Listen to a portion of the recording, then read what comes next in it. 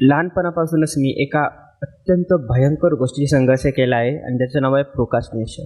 आता प्रोकास्टिनेशन म्हणजे काय? आपल्या मेंदूला अवजड वाटणाऱ्या गोष्टींना आपला मेंदू किंवा टास्कना आपला मेंदू पुढे पुढे ढकलत राहतो आणि नंतर जाऊन त्याचा मोठा डोंगर तयार होतो आणि ते कामं कधीच होत नाही. तर यालाच म्हणतात प्रोकास्टिनेशन किंवा मराठीत बोलायचं झालं तर चाल ढकल. हां, तर चाल ढकल म्हणजे कसं? आपल्या मेंदूला ना काही टास्कमधून किंवा गोष्टींमधून खूप जास्त डोपामिन रश मिळत असतो, जसे की इन्स्टावर रील्स पाहणे किंवा यूट्यूबवर शॉर्ट्स पाहणे, ज्यामुळे आपल्याला असं 15-15 सेकंदामध्ये डोपामिनचा रश मिळू शकतो. पण स्टडी झालं किंवा जिम असं लॉंग सेशन, त्याच्यामुळे आपल्याला एक डोपामिन रश हळूहळू मिळत जातं. त्यामुळे त्याला कसं वाटतं मेंदूला, की मेंदूला वाटतं की हे खूप कठीण काम आहे, त्यामुळे हे न करण्यात काहीच फायदा नाही, कारण त्याला डोपामिन रश भेटत नाही. आपला मेंदू हा आजच्या काळात डोपामिन रशचा खूपच जास्त भुकेले झालेला आहे. तर त्यामुळे हे प्रोकॅस्टिनेशन आजकाल खूप वाढत चाललं आहे. आणि आज आपण हेच पाहणार आहोत की या प्रोकॅस्टिनेशनमधून आपण आपल्या मेंदूला कसं वळवायचं, की आपण ते स्टडीसारखं एक जड काम, आपल्या मेंदूला जे जड काम वाटतं ना, ते कसं करू शकतो.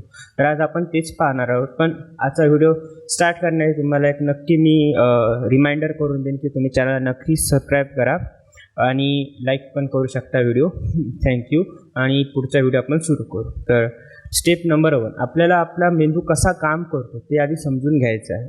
तर आपला मेंदू काय आहे? एका लहान मुलासारखा आहे. लहान मूल कसं, त्याला खेळ म्हटलं की खेळत जातो, पण अभ्यास करायला म्हटलं की अभ्यास तो जेमतेम 15 मिनटं करतो.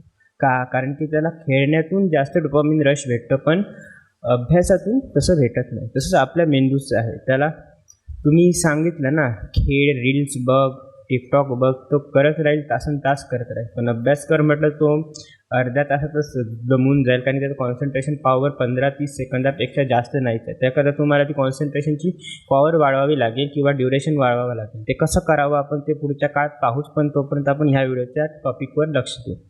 तर आपल्या मेंदूला काम कंटाळवाणे वाटू द्यायचं नाही. स्टडी आहे ना, हे तुम्हाला कंटाळवाणं वाटू द्यायचं नाही आहे आपल्या मेंदूला. तर ते काय करायचं, की आपला मेंदू हा असा लहान मुलासारखा आहे ना, त्याला कसं पटवायचं. तर पाहू आपण आता स्टेप नंबर 2. तर स्टेप नंबर 2 काय आहे? 2 मिनिट रूल. म्हणजे काय? कोणतंही काम आता स्टडी करतोय ना आपण, तर 2 मिनिट आधी शांत असं बसावं, मनचिंतन करावं आणि पाहावं की आपण आता ह्या 3 तासाच्या 5 तासाच्या स्टडी सेशनमध्ये काय करणार आहोत.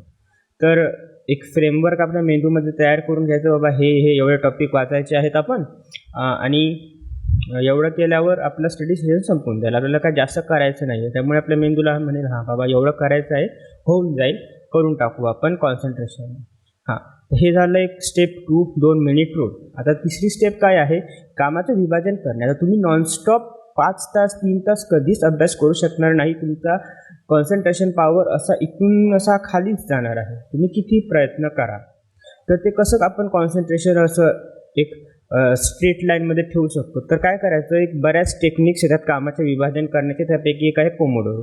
आता पोमोडोरो सांगत बसलो तर हा व्हिडिओ खूपच मोठा होईल, कारण आपल्याला व्हिडिओच्या ड्युरेशन्स 5-6 मिनिटांच ठेवायचे आहेत. तर मी येत्या काळात याबद्दल एक व्हिडिओ नक्कीच बनवीन. तर तो तुम्हाला पाहायचा असेल तर एक सबस्क्राईब करून ठेवा.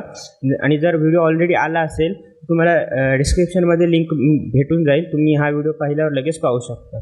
तसंच तुम्हाला पोमोडोरो टेक्निकसाठी कामाचं विभाजन करून ठेवायचं आहे, म्हणजे नॉनस्टॉप तुम्ही 3 तासात कंटाळून जाणार नाही. मध्ये मध्ये ब्रेक्स घेत कसं करायचं तुम्हाला मी सांगेनच. तर हे असे काही ह्या ट्रिक्स आहेत ज्यामुळे तुम्ही एक अवजड काम तुमच्या मेंदूला पटवून देऊ शकता की बाबा करायचं आपल्याला, आणि पुढे पुढे ढकलायचं नाही.